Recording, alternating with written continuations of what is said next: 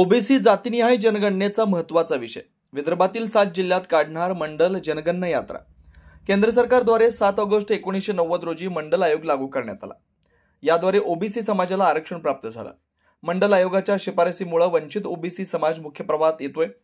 7 August हा दिवस संपूर्ण भारतात मंडल दिवस म्हणून साजरा केला जातो.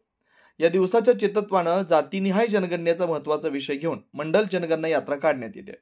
ओबीसी समाजाकडून अनेक वर्षापासून जातीनिहाय जनगणनेची मागणी लावून धरली जाते. केंद्र सरकारने जातीनिहाय जनगणना करण्याचं ठरवलंय, परंतु अजूनही याबाबत अस्पष्टता आहे. केंद्र सरकारने अनुसूचित जाती आणि जमातीप्रमाणे स्वतंत्र कॉलम देऊन ओबीसींची जातीनिहाय जनगणना केली पाहिजे, अन्यथा नुसती जात मोजून ओबीसींचं मागासलेपण समजणार नाही. जनगणनेनुसार ओबीसी समाजाची लोकसंख्या 52% होती, परंतु 1931 पासून तर आजपर्यंत जातीनिहाय जनगणना न झाल्यामुळे खरी लोकसंख्या, सामाजिक, आर्थिक, शैक्षणिक व राजकीय परिस्थिती शासनाला माहिती नाही. 7 ऑगस्ट मंडल दिनाचं औचित्य साधून मागील 4 वर्षापासून जातीनिहाय जनगणना आणि ओबीसींच्या विविध प्रश्नांवर ओबीसी, भटके, विमुक्त, विशेष मागास प्रवर्गातील विद्यार्थी, युवा, शेतकरी यांचे जनजागरण करण्याच्या उद्देशानं मंडल जनगणना यात्रा काढण्यात येते. यावर्षी सुद्धा जातीनिहाय जनगणना आणि ओबीसी समुदायाच्या विविध प्रश्नांवर चर्चा करण्यासाठी ओबीसी युवा अधिकार मंच आणि विदर्भातील अन्य सामाजिक संघटना यांच्या संयुक्त विद्यमानं विदर्भातील 7 जिल्ह्यात मंडल जनगणना यात्रा काढण्यात येणार आहे. कॅमेरामॅन सचिन सह सनी भोंगाडे, शंखनाद न्यूज, नागपूर.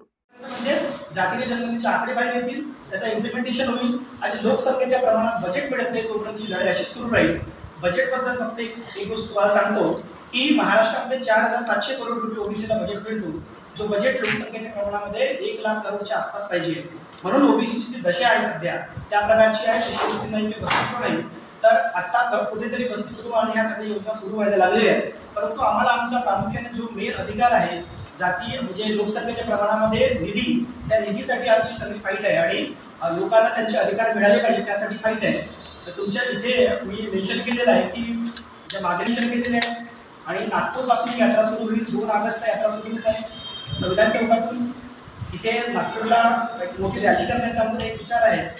जवळपास 14 ते 15 ठिकाणी नागपूरला 14-15 ठिकाणी यात्रेचं स्वागत होणार आहे. संविधान चौकातून यात्रा निघेल आणि नंतर मग व्हेरायटी चौक मार्गे महात्मा फुले पुतळा, राभा कुंभारे चौक, गांधीबाग, बडकस चौक, जगनाडे चौक, तिरंगा चौक, रेशीमबाग चौक, क्रीडा चौक, उपलजी महाराज चौक, मेडिकल चौक, कंदापूर साठी चौक आणि दीक्षाभूमी अशा पद्धतीने ती यात्रा भ्रमण करेल आणि तिथून मग ती यात्रा वर्धेकडे निघेल. आणि ही 6 जिल्हे ते 7 जिल्हे कव्हर करत आहे. वणी सुद्धा आणि यवतमाळ जिल्ह्यातील गाव इथे घेतलेलं आहे. ते 7 जिल्ह्यातून यात्रा जाते आणि प्रामुख्याने यात्रेमध्ये विद्यार्थ्यांच्या हिताच्या गोष्टी केल्या जातात आणि ओबीसी समाजात जनजागृती व्हावी, विजयी जनजागृती व्हावी या उद्देशाने आम्ही यात्रा काढतो. माझे काही सोबती आहेत, देवेंद्र कटरे सर गोंदियावरून आलेले आणि गोपाल सेलकरजी आहेत, ते सुद्धा एक मिनिट ब्रीफ करतात. आपल्याकडे ओबीसी विद्यार्थ्यांमध्ये आणि ओबीसी समाजामध्ये एक गैरसमज असा निर्माण केला आहे की सगळं काही शेड्यूल कास्ट आणि शेड्यूल ट्राईब समाजाला मिळतं, ओबीसींना काही मिळत नाही. हे आम्ही त्यांना समजावतो की त्यांची जनगणना झालेली आहे, त्यांची संख्या निर्धारित आहे किंवा ते 15% आहेत, ते 7.5% आहेत. त्यामुळे केंद्रातली सरकार असो की राज्यातली सरकार असो, त्यांना त्यांच्या टक्केवारीच्या नुसार अर्थसंकल्पात तरतूद करते. परंतु ओबीसी हा आम्ही 52% समजतो, पण 52%च्या अनुसार त्याची गणना झालेली नाही, अधिकृत गणना नाही. त्यामुळे अर्थसंकल्पात आम्हाला लोकसंख्येच्या प्रमाणात निधी मिळत नाही आणि तो निधी मिळावा यासाठी प्रामुख्याने जनगणना व्हायला पाहिजे आणि जनगणना व्हायला पाहिजे यासाठी या मंडळ यात्रेचा मुख्य उद्देश असते. आणि याकरता आम्ही सांगतो की आमची जोपर्यंत जनगणना होत नाही तोपर्यंत विद्यार्थी असो, सर्वसामान्य शेतकरी असो, नोकरदार वर्ग असो की महिला कर्मचारी असो, यांना जे अधिकार मिळायला पाहिजे ते मिळू शकणार नाही. आमचा ओबीसी वर्ग एवढा नोकरीमध्ये आहे, परंतु त्याला पदोन्नतीचा लाभ कधी मिळत नाही. हे केव्हा मिळेल जेव्हा जनगणना होईल, त्याची टक्केवारी मिळेल. असे अनेक मुद्दे आहेत. सध्याच्या घडीला जी महायुती संस्थांच्या ओबीसी समाजाच्या हिताकरता, विद्यार्थ्यांच्या हिताकरता स्थापन सरकारने केलेली आहे, त्या संस्थेला निधी देताना सध्याचं सरकार आखडता हाल देतं.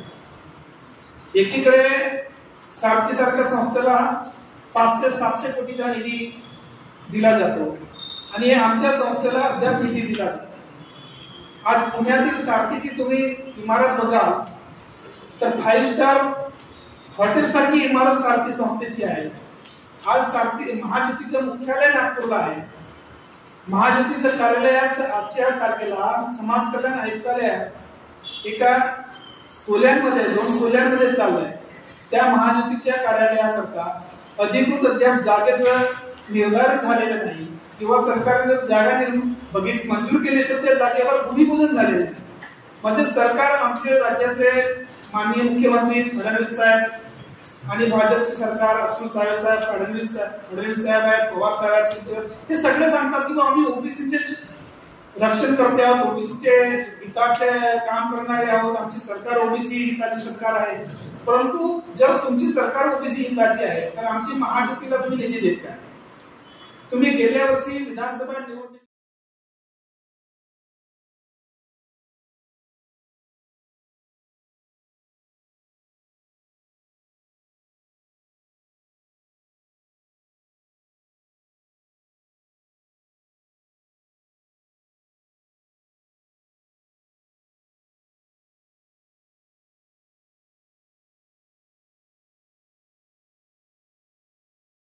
क्या आप भी चाहते हैं जटिल रोगों पर विशेष रूप से आयुर्वेदिक उपचार? तो मिलिए 77 वर्षों से आयुर्वेद सेवा में लगी हुई शिवशंकर आयुर्वेदिक एजेंसी, अनुभवी वैद्य डॉक्टर, सभी प्रसिद्ध कंपनियों की दवाइयाँ और सभी प्रकार की जड़ी बूटियों और रोग प्रतिकारक शक्ति बढ़ाने के लिए कई प्रकार की दवाइयाँ प्राप्त करने का एकमात्र विश्वसनीय स्थान।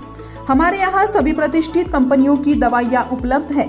समय सुबह 10 बजे से रात 9 बजे तक। तो फिर इंतजार किस बात का?